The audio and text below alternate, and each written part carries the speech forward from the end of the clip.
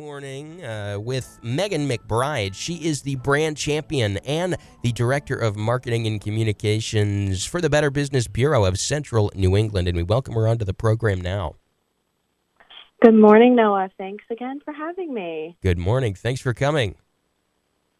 Thanks. Yeah, I'm back with a lot of news you can use every other Wednesday on the K-Zone, and we have a lot to cover today. I was actually curious, have you guys received any recent scam texts?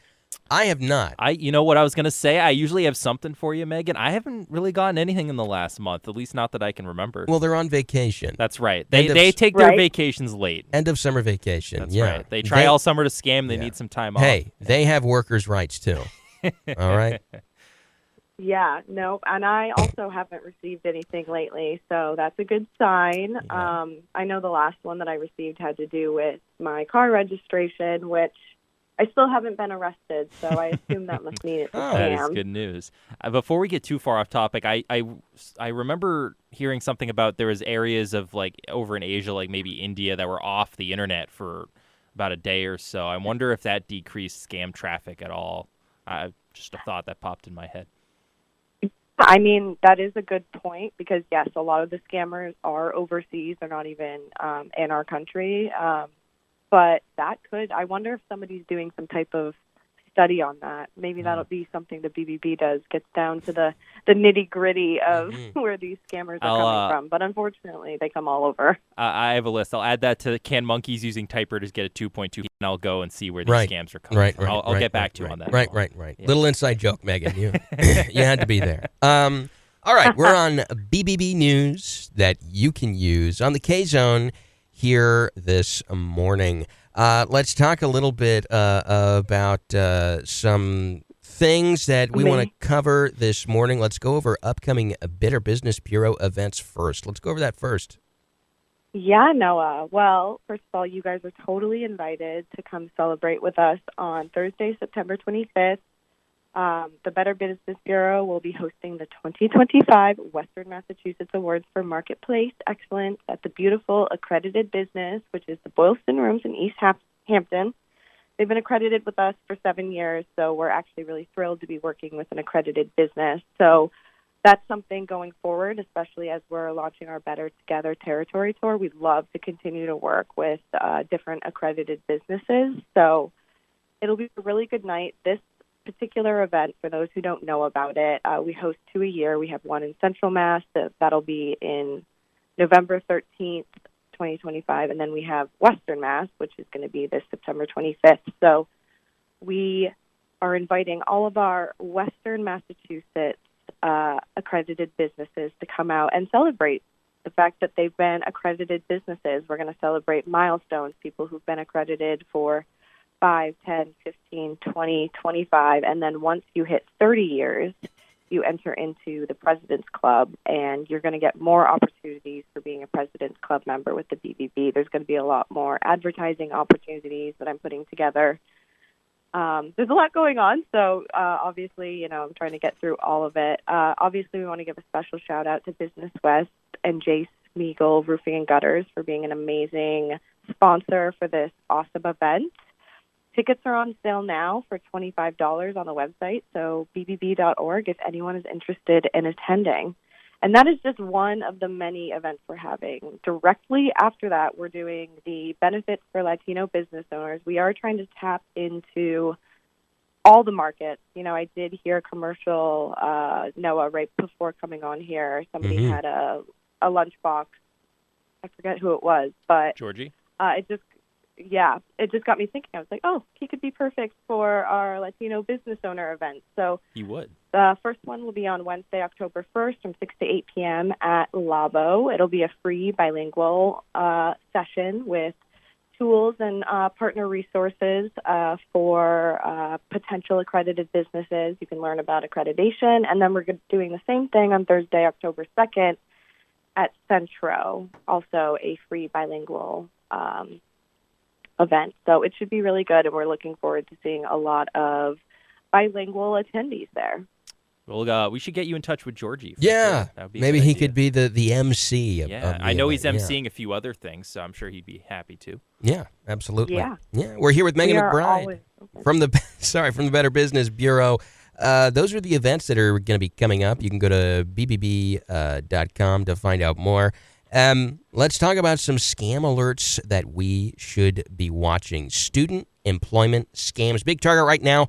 College students get phony job offers via email and social media. Red flags, some of the red flags, paying upfront for equipment, depositing checks or requests for social security numbers and bank information that seems a little early, a little odd. You've got to verify the companies before you engage and never pay to get hired. Let's expand on that a little bit if we have any examples, if we have any more thoughts on that, Megan. Yeah, absolutely. Well, it's, second week in September already, and colleges are back in session for sure. And I know back when I was in college, I desperately needed a job to fund my fun lifestyle at the time. Now, what happens here is that you might receive an email to your school address, and you're so excited because you're encouraged to apply for this job. And this message appears to come from your school's job placement office or student service department, or maybe even a professor. That was, my path back in college. I worked for my school, which, is a lot better than finding a job off campus. I can tell you that, because then you don't have to drive, especially if you don't have a car. The position, though, which may be anything from pet sitting, mystery shopping, may sound perfect. For a college student, the work is easy, has flexible hours, and offers good pay. And obviously, as we talk about Noah and Zach on the radio all the time, if it's too good to be true, it probably is. So when you reply to this message, things start to get a little strange. Your quote-unquote employer will hire you without an interview, which is already a big red flag. Then they send you a check with instructions to deposit it before you've even done any work. You're instructed to use this money to purchase gift cards, money orders, prepaid debit cards, and other supplies you'll need for this new job.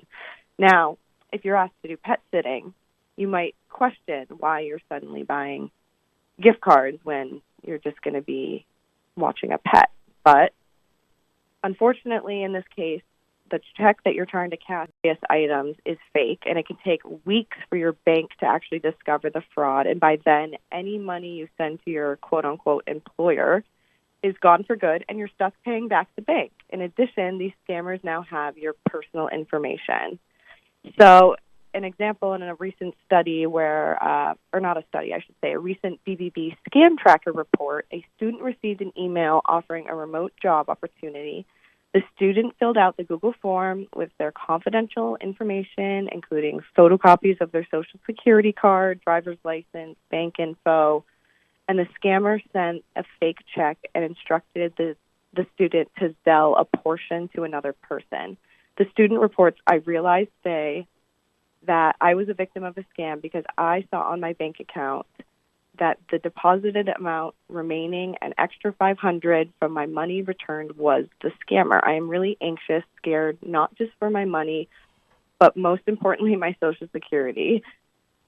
I couldn't take a whole lot of precautions when I realized it because it's the weekend and a lot of places like Social Security office or calling or the DMV are closed, and I was only able to contact my bank." So that was one experience from a student. So unfortunately, not all students who reported the scam to the BBB scam tracker avoid losing money. So unfortunately, another student said that they received a job offer from what they thought was their school and was sent 2 checks for the amount of $1,650. They withdrew the cash as instructed and bought Bitcoin for the employer and sent them the receipt. The next day, the check bounced and overdrafted the account. So really, it's really important to be smart and be wary of these red flags. So how do we avoid these? Do your research, especially before you do any job. You want to research the company just like they're researching you. You want to know who you're working for, what you're doing. That's super important when it comes to looking for a job. Be aware of these red flags, like I said. I mean, if you haven't even done work and you're being asked to give money to your job or to take money out, no reputable job is ever going to ask you to put your own money towards the job or going to ask you to take money out. Examine the email address. This is really important, and this plays a lot with a lot of other email phishing scams. A lot of scammers will either use like a Gmail account, so it's very like generic, or they'll try to mimic other accounts and look very similar. So, you think that you're receiving an email from Netflix, but there's an extra X in the URL, so then you end up not talking to actually Netflix. And never send money to strangers. That's, never do that, please, people, because if you send money to strangers, especially in cash, checks, gift cards, or wire transfers to someone you've never met, there's a good chance you might not get some of that money back. So it's really important, especially if you're a young adult. I get it. You're young, you're broke, you're trying to find a part-time employment. Just be smart about it. Go talk to your college counselor about it. There are other resources. Or go to bbb.org, and we can always help you. We're here with Megan McBride. Oh, goodness. We're here with Megan McBride. She's the brand champion of the Better Business Bureau of Central New England. We're talking about scams that people should be watching for right now. We just mentioned some student employment scams. Next thing, business scam. Fake government compliance notices for a business not being up to snuff on all of the rules and regulations that the state or federal government or your local might be slapping down on you can be scary, and some people take advantage of that. Let's look a little more into that, Megan.